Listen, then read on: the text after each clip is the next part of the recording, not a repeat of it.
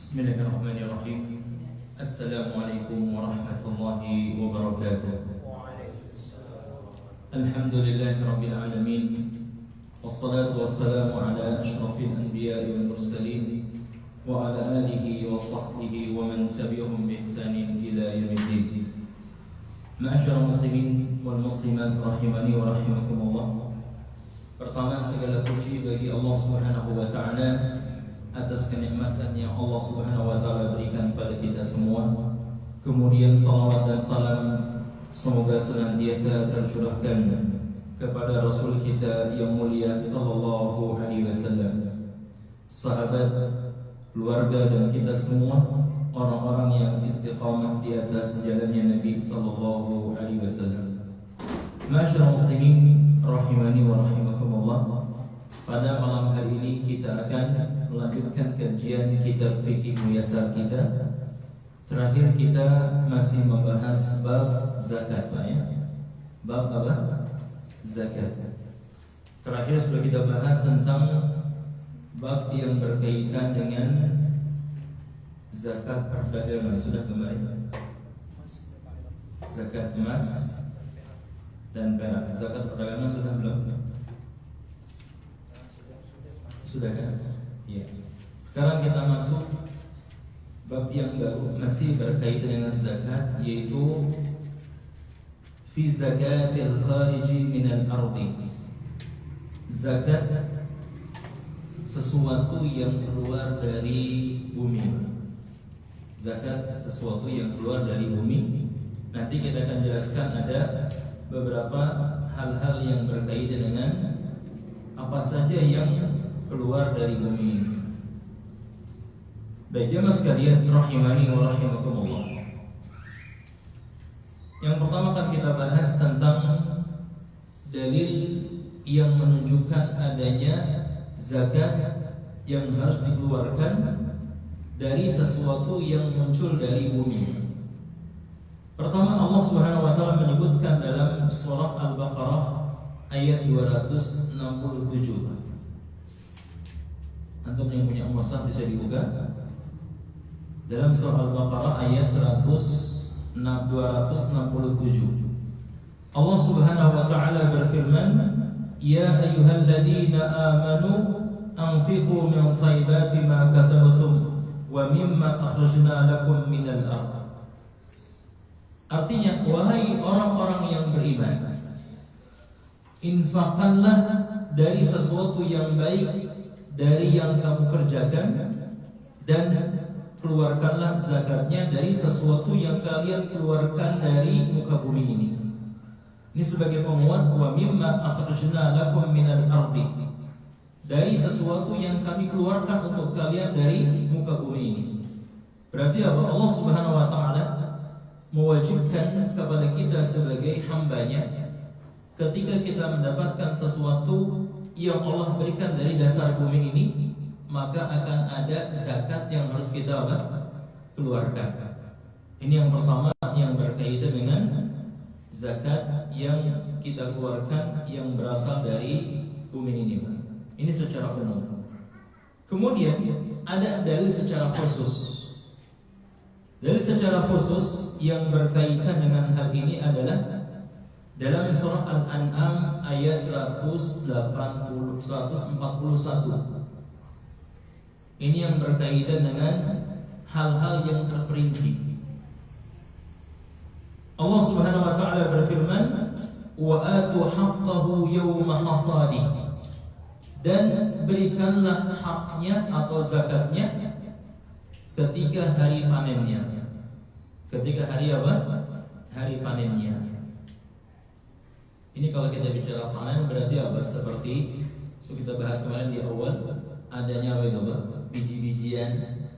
Kemudian ada juga seperti hanya kayak di zaman sekarang kayak padi misalkan. Ada apanya itu? Ada zakatnya. Ya, buah-buahan dan yang lainnya yang pernah kita jelaskan kemarin, maka ini ada zakat yang harus kita keluarkan. Baik, jemaah sekalian yang semoga dirahmati Allah Subhanahu wa taala. Berkaitan dengan buah-buahan ataupun berkaitan dengan biji-bijian. Di sana para ulama menjelaskan ada hal yang harus kita ketahui, apa saja sifat-sifat yang harus ada pada biji-bijian atau buah-buahan yang wajib dizakati. Jangan bisa catat. Pertama adalah fi kulli makil. Buah tersebut makil, dia bisa bisa ditakar. Kemudian mudakhirin, bisa ditakar dan bisa disimpan dalam waktu yang lama.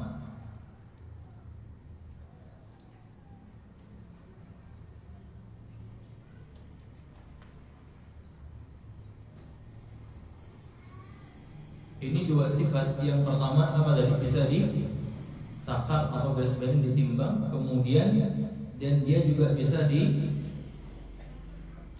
dalam waktu yang lama. Apa contohnya? Yang pertama contohnya sya'ir, yaitu gandum. Kemudian jagung. Kemudian padi atau beras. Selanjutnya tamar. Apa itu tamar? Kurma. Kemudian zabib. Zabib itu apa kalau anggur yang dikeringkan, apa namanya? Kismis. Ya, zabib, kismis. Itu beberapa buah-buahan atau beberapa tumbuh-tumbuhan yang mereka memiliki dua sifat di atas. Apa sifatnya tadi? Pertama bisa ditakar atau ditimbang. Yang kedua sifatnya bisa bertahan lama, bisa disimpan dalam waktu yang lama. Ya, bisa disimpan pada waktu yang lama. Berarti ketika ada buah-buahan yang dia bisa ditimbang, bisa ditakar, tapi tidak bertahan lama, nggak bertahan lama, berarti tidak ada apanya, Pak? Zakatnya. Jadi ada buah-buahan yang dia bisa ditimbang, bisa ditakar, tapi tidak bertahan, nggak bertahan lama. Apa contohnya? Banyak buah-buahan secara umum. Kayak misalkan apa contohnya, Pak? Mangga bisa tahan lama nggak mangga? Nggak bisa, berarti nggak ada apanya, nggak ada zakatnya. Apa lagi? Pepaya misalkan, jambu, duku dan yang lainnya itu tidak ada apanya tadi, nggak ada zakatnya.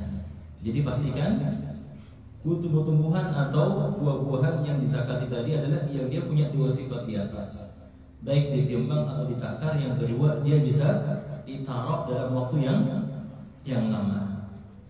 Jelas jamaah sekalian? Ya, ini yang berkaitan dengan sifat yang harus ada pada buah-buahan yang wajib dizakati tadi. Sekarang kita masuk ke dalam syarat-syaratnya. Syekh mengatakan, ishtaratu li wujubi zakati fil hubub wa thimar syartan. Disyaratkan tentang wajibnya zakat buah-buahan atau biji-bijian tadi ada dua syarat. Yang pertama syaratnya adalah bulughun nisab. Syaratnya adalah telah mencapai nisab.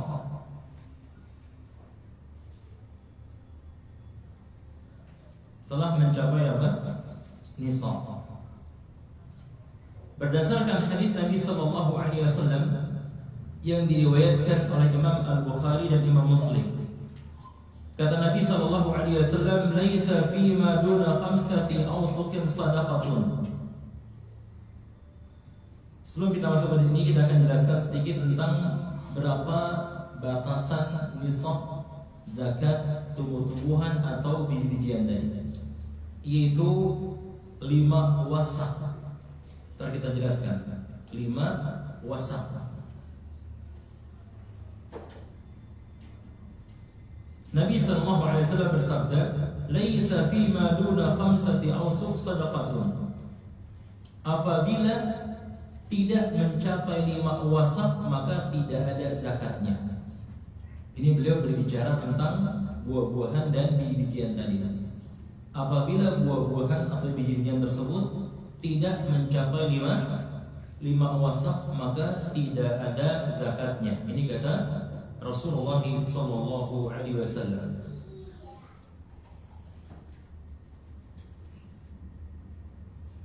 Berapa 5 wasak tersebut?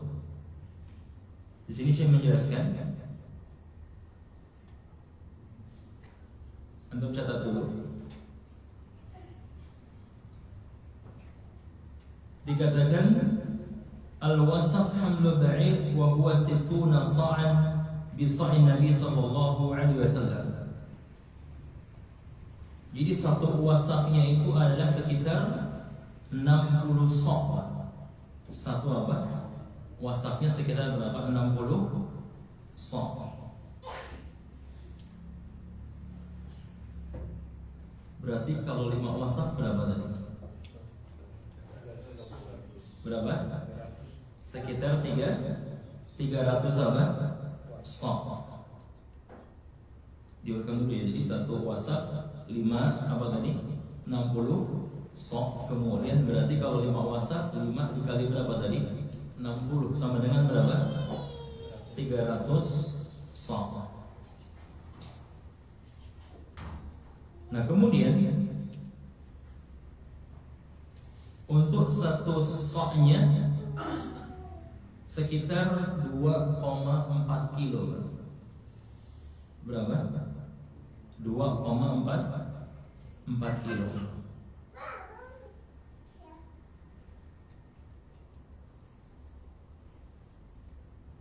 Berapa kenanya kira-kira? Yang punya ilmu matematika silakan. Tadi satu sa' wasaknya 60 kilo, 60 sa'. Kemudian 5 wasak dikali 50 jadi berapa? 60 dikali 5 jadi 300 sa'. Satu sa'-nya berapa tadi? 2,40 kilogram. 2,40. Jadi berapa?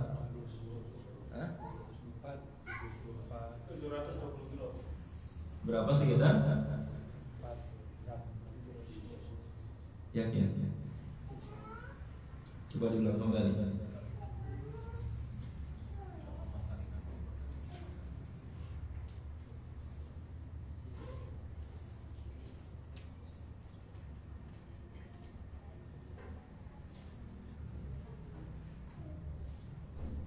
Berapa jadinya? 720.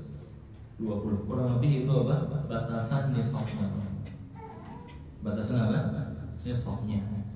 Tentu sa' ini terkadang kalau satu ukuran tangan orang berbeda-beda. Ini satu sa' ya, apa namanya? Sekitar dari sini. Kemudian kalau kita taruh misalkan beras, ini sampai sini. Namanya satu apa? So, semakin besar apanya ya, tangan orang lain maka semakin apa? Banyak pula jumlahnya. Tapi kalau orangnya kecil maka